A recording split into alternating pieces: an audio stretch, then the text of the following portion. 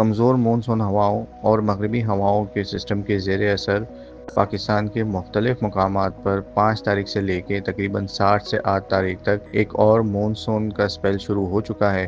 اس دوران خصوصی طور پر صوبہ پنجاب اور پاکستان کے شمالی علاقہ جات جہاں پر سیاحتی مقامات بھی شامل ہیں، گرج چمک کے ساتھ تیز بارش کا امکان موجود ہے۔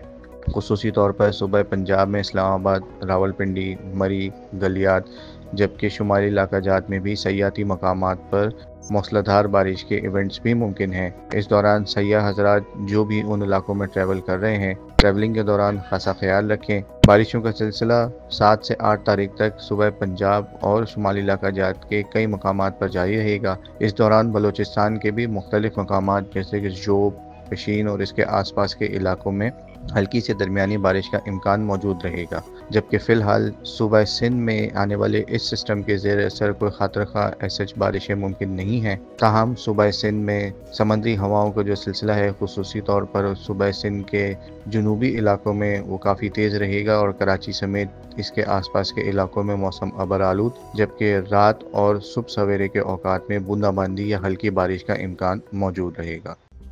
مزید نیوز اپ ڈیٹس اور ڈیجیٹل سٹوریز کے لیے سبسکرائب کریں ڈان نیوز پاکستان۔